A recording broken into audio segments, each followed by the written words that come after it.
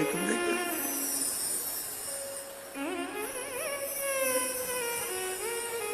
Happy new year.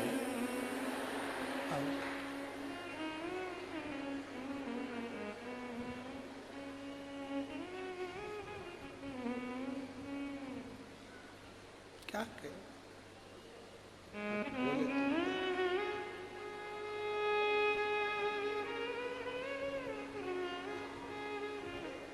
हमारा नया साल ये नहीं है।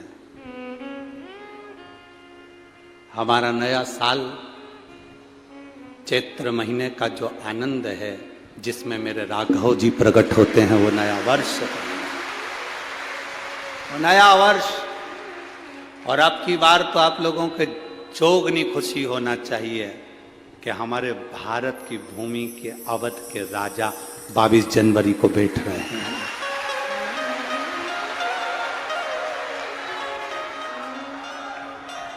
भारत की भूमि के अवध के राजा 22 जनवरी को बैठ रहे हैं। ये प्रसन्नता होना चाहिए पूरे भारत देश में।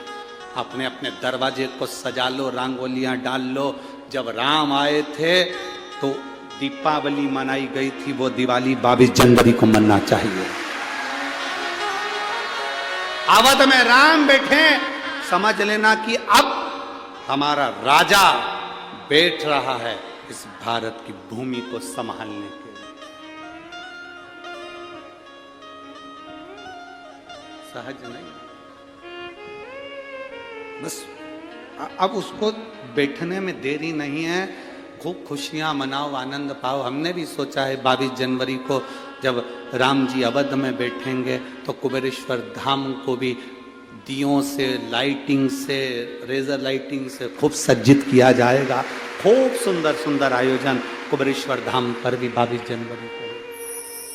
आनंद की लहर, आनंद।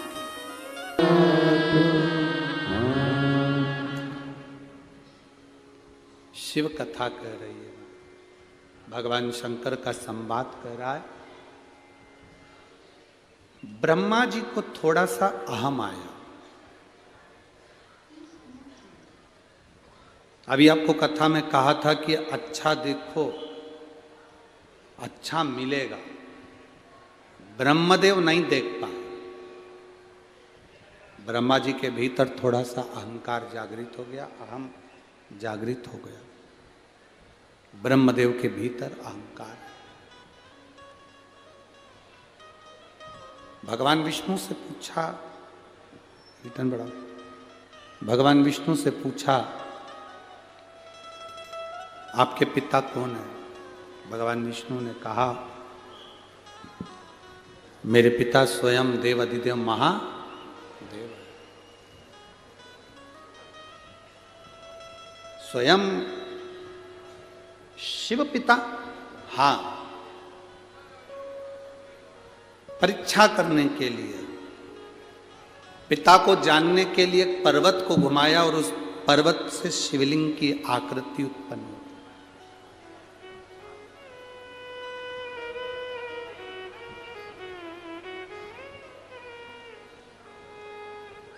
पर्वत से शिवलिंग की आकृति उत्पन्न हुई। ये तुम्हारे पिता हैं? भगवान विष्णु ने कहा, ये मेरे पिता हैं। इन पिताजी का सिर कहां है? चरण कहां है? व्यर्थ के प्रश्न व्यक्ति को बर्बाद के ओर लेकर जाते हैं, बर्बादी की। व्यर्थ के प्रश्न, कोई अच्छे प्रश्न हो ना तो कोई बात नहीं। अगर कोई व्यर्थ के प्रश्न करे तो फिर तो बेकार।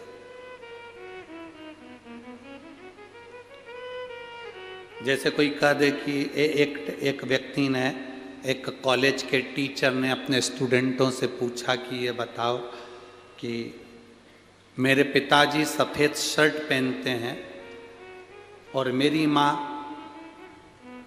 सफ़ेद चावल बनाकर खाती है,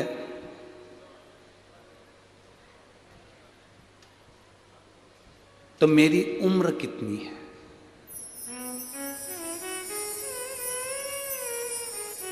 प्रश्न क्या है? प्रोफेसर ने, टीचर ने प्रश्न किया स्टूडेंट से, बच्चे से, मेरे पिताजी सफेद शर्ट पहनते हैं और मेरी मां सफेद चावल पकाकर खाती है, बनाकर खाती है, तो मेरी उम्र कितनी है? बताओ स्टूडेंट, बताओ बच्चों। अब बच्चे चुप हो गए। उसमें से एक बच्चा खड़ा होकर बोला, सर आपकी उम्र 40 साल है। आपकी उम्र 40 साल है। सर खुश हो गए, सही निर्णय दिया आपने, सही उत्तर दिया। आप कैसे जानते हो कि मेरी उम्र 40 साल हो गई? उस बच्चे ने कहा, सर हमारे पास में 3 घर छोड़ के एक लड़का रहता है, उसकी उम्र 20 साल है, वो आधा पगला है।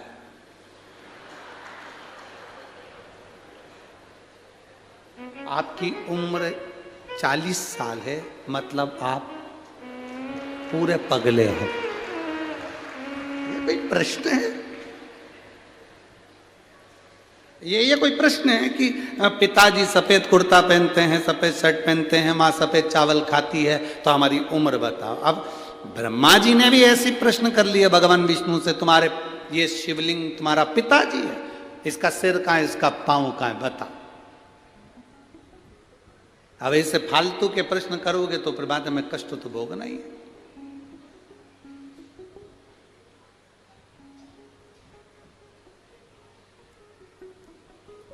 बहुत लोग संसार में से बहुत सारे लोग हैं जो बहुत व्यर्थ के काम कर रहे हैं और बहुत व्यर्थ की बातें करते हैं, बहुत व्यर्थ।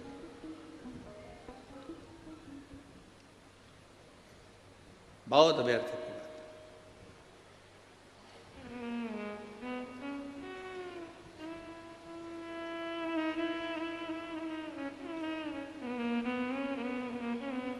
अब ब्रह्मा जी ने जैसे ही कहा तो भगवान विष्णु ने कहा, ये मेरे पिता हैं, जिस शिवलिंग का तुम दर्शन कर रहे हो ये मेरे पिता हैं। आपसे निवेदन है, जब शंकर के शिवालय में जाना, शंकर के मंदिर में जाना, शंकर के शिवालय में जब दर्शन करने जाना, तो ये सोचकर कभी मत जाना कि ये शंकर हैं, सोचकर ये जाना कि ये मेरे पिता हैं और मैं इनसे अपने दिल की बात करने के लिए जा। ये मेरे पिता हैं, इनसे मैं अपने दिल की बात, अपने हृदय की बात करने के लिए जा रहा हूं। ये मेरे पिता हैं।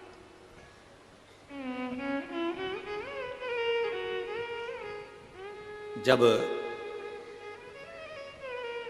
हम कथा में रोज कहते हैं ना कि जब कथा पूर्ण हो, आप लोग इतनी इतनी दूर से आते हो, 200-200 500-500 रुपए खर्च करके आते हो, समय निकाल कर इतनी दूर पहुंचते हो, बड़ी मुश्किल से ट्रैफिक में से निकल कर यहाँ पहुँचे हो, तो हम हमेशा कहते हैं जब आरती पूर्ण हो, कर्पूर गौरम हो, आरती होने के बाद भूमि को प्रणाम कर कर उसकी रज अपने हृदय से लगाकर उसको प्रणाम कर कर फिर जाओ। क्यों? शिव महापुराण की कथा में वेदव्यास जी लिख रहे हैं, भगवान शंकर स्वयं तुमरुका जी से कहते हैं, सुनो तुमरुका, जहां शिव महापुराण की कथा होती है, जब तक कथा चलती है शिव महापुराण की उस कथा में देवादिदेव महादेव कहते हैं, मैं कैलाश के समेत वहां पर विराजमान रहता हूं, वहां मैं स्वयं हूं, मैं स्वयं वहां पर विराजमान हूं। जब हम कथा पूर्ण होती है, आरती पूर्ण होती है, कर्पूर गौरम करुणावतारम संसार सारम भुजगेंद्रहारम, जब हम बोलते हैं, प्रणाम करते हैं, भूमि को नमन कर कर रज लगा कर जाते हैं, तो जीवन का कल्याण कर देती है, जीवन का कल्याण। मैं दीपक सतीश सोनबड़े, दशरथ नगर, जिला जलगांव। कहीं बैठे हो तो हाथ हिला सकते हैं, कहीं बैठे हो तो हाथ हिला सकते हैं। मोबाइल नंबर मेरा ये है, मैं दीपक सतीश सोनवड़े, दशरथ नगर, जिला जलगांव। लाइन लिखिए उन्हें, आप लोग पत्र चैनल के माध्यम से हमारे साथ में पढ़ सकते हैं। एलईडी पर पत्र दिख रहा होगा, आस्था चैनल वाले आस्था चैनल पर पढ़ सकते हैं। मोबाइल नंबर मेरा ये है। मैं दीपक सतीश सोनवड़े, दशरथ नगर, जिला जलगांव। लुटा दिया संसार काशी वाले ने, कर दिया माला माल काशी वाले ने। गुरुजी लोग कहते हैं पंडाल में कथा सुनने से क्या होता है, वहां बैठकर श्री शिवाय नमस्तुभ्यम मंत्र बोलने से क्या होता है, कथा पूर्ण होने पर रज को अपने हृदय से लगाकर जाने पर क्या होता है।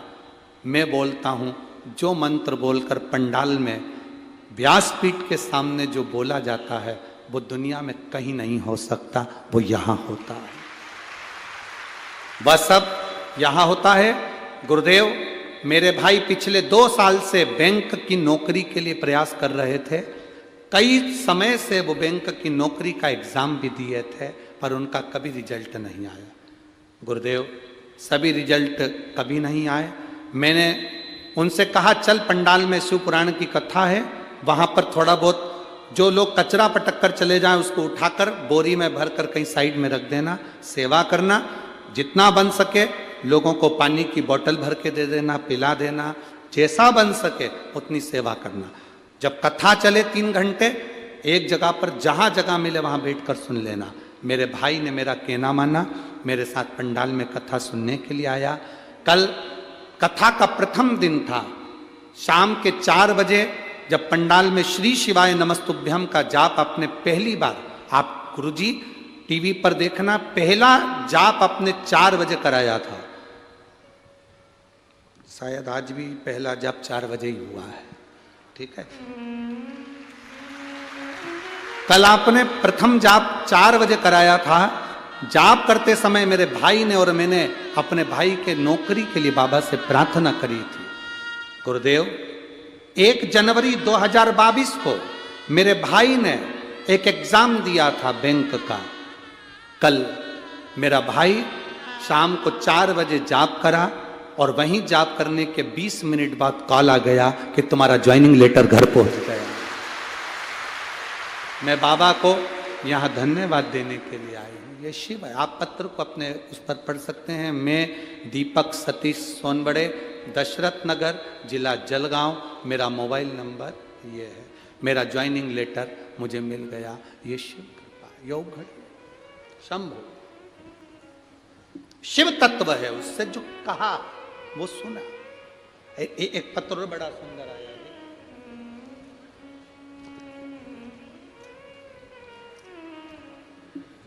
मेरा नाम स्वाति किशोर शिंदे है। पोस्ट उंदीर के जिला, क्या लिखा है? उंदीर रखे के, तुम समझ गए क्या? बस तो फिर बात खत्म हो गई, ठीक है। कहीं बैठी हैं क्या? स्वाति किशोर शिंदे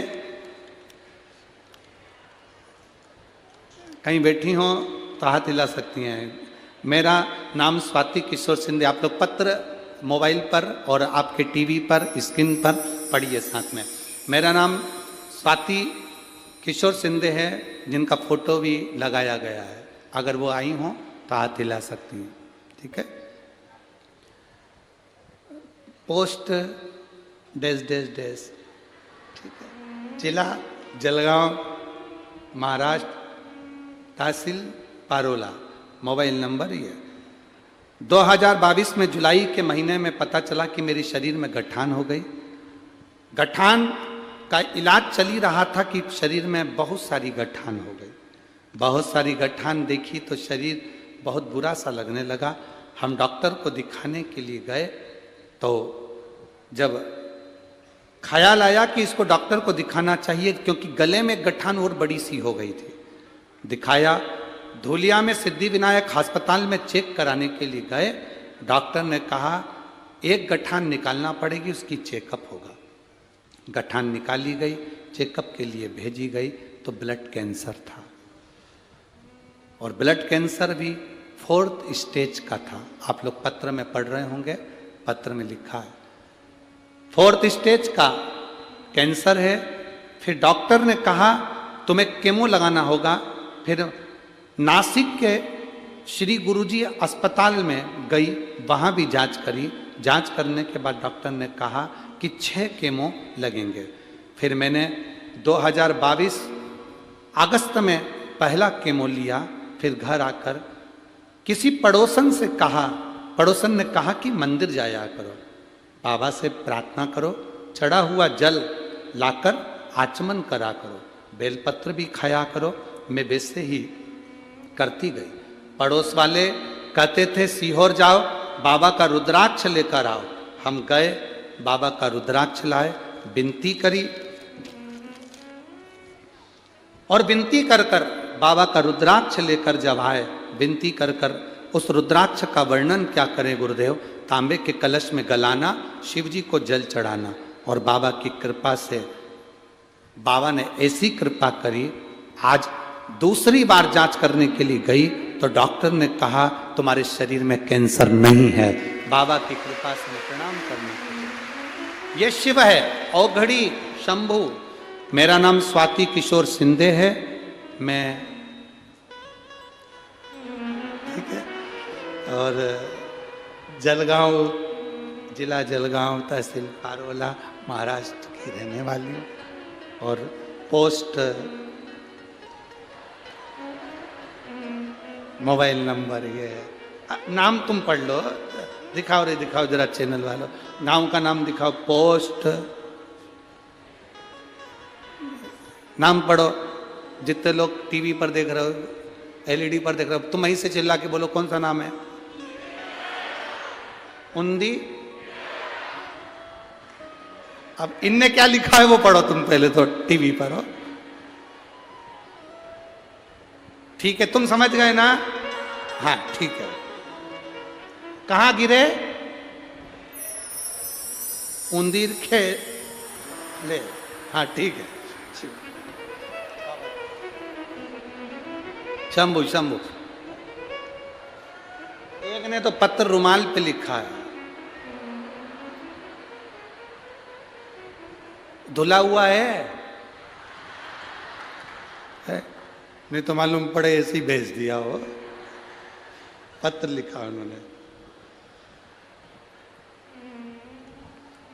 स्वाति तायड़े,